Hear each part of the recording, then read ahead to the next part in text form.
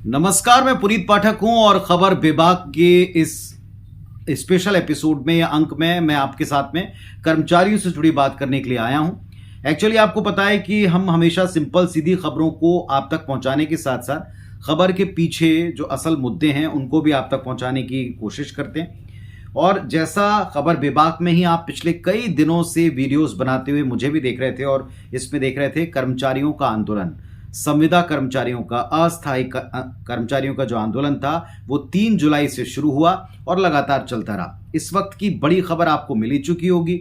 बड़ी खबर यह है कि कर्मचारियों ने अपने आंदोलन को समाप्त कर दिया है। 3 जुलाई से 2 अगस्त इस आज की तारीख पे उन्होंने अपने इस आंदोलन को स्थगित कर दिया है। एक लेटर, एक प्रेस विज्ञप्ति और एक छोटा सा प्रेस ब्रीफ करके उन्होंने सारे प्रदेश को बताया कि लोगों की समस्याओं और सरकार की तरफ से मिले आश्वासन, साथ ही साथ भूपेश है तो भरोसा है, इस नारे पर आज भी वो, इस स्लोगन पर, इस वाक्य पर आज भी वो विश्वास करते हैं। मुख्यमंत्री से उनकी मुलाकात हो गई है और मुख्यमंत्री से मुलाकात के बाद कुछ और मुलाकातें होनी हैं जिसके आधार पर वो अपने आंदोलन को स्थगित कर रहे हैं।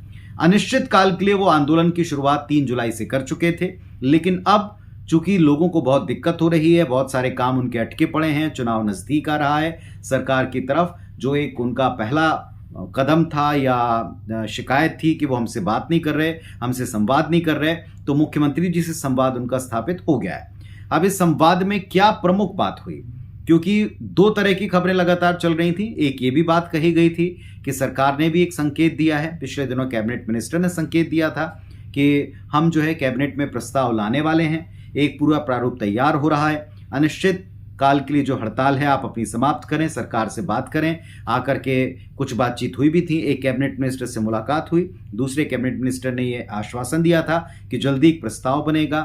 सारे विभागों से एक कंसोलिडेट डेटा मंगवाया गया है कि किस विभाग में कितने अनियमित कर्मचारी हैं। इस पर लंबे आंदोलन के बाद में आज आखिरकार 3 तारीख के आंदोलन की शुरुआत के बाद आज 2 अगस्त को यह आंदोलन अब समाप्त होता है या स्थगित किया जाता है। प्रेस विज्ञप्ति मेरे हाथ में है जिसमें वो लिख रहे हैं, सभी मीडिया हाउस को बताते हुए, ये प्रेस विज्ञप्ति है छत्तीसगढ़ सर्व विभागीय संविदा कर्मचारी महासंघ की, और इसमें उन्होंने लिखा है कि 3 करोड़ आम जनता के हितों को ध्यान में रखते हुए, भूपेश है तो भरोसा है, इस पर विश्वास रखते हुए 3 जुलाई से चले आ रही संविदा कर्मचारियों की अनिश्चितकालीन आंदोलन को आज स्थगित किया जाता है।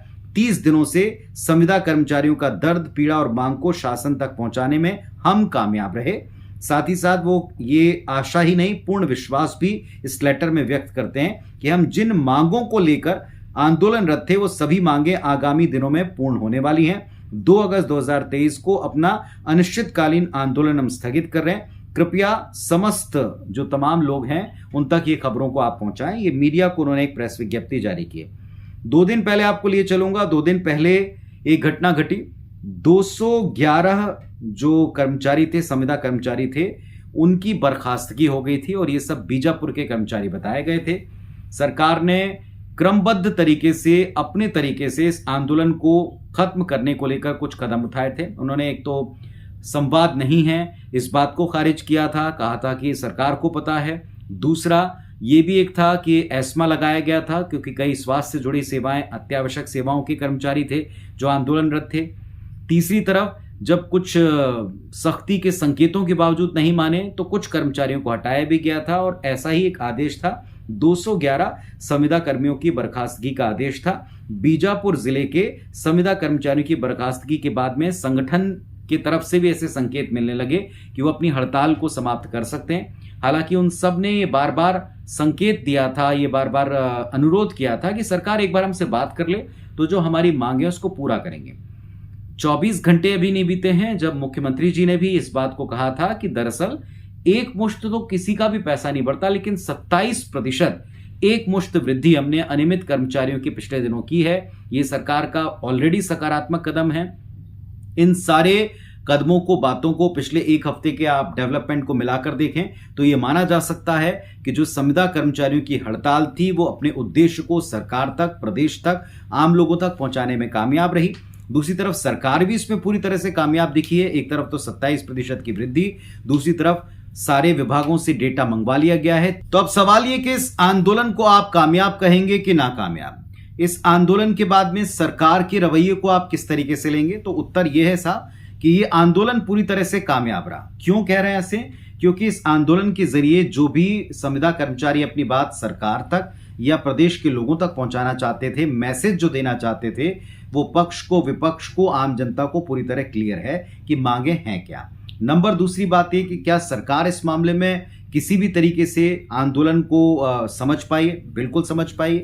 सरकार ने 27% का जो इजाफा किया वो वाकई अपने आप में एक बड़ा कदम है, स्टेप है।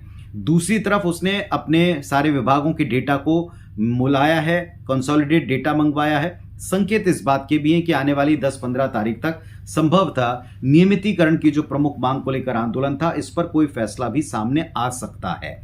अब ये अभी आता है या बाद में आता है ये देखा जाएगा, लेकिन डेटा मंगवाया गया है।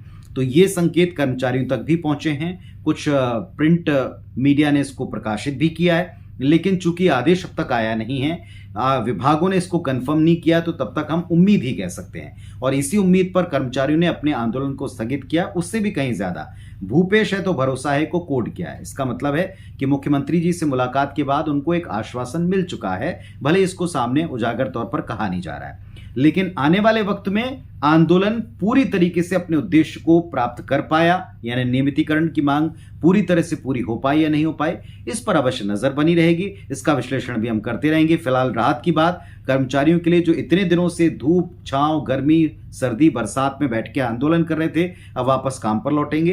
काम पर लौटेंगे तो लोगों को भी राहत मिलेगी। फिलहाल उस आदेश का भी इंतजार रहेगा कि जिन कर्मचारियों की बर्खास्तगी का आदेश था उसका क्या होता है। नजर बनाकर रखिए। बेबाक खबरों के अंदाज के साथ पुनः आपसे मिलूंगा।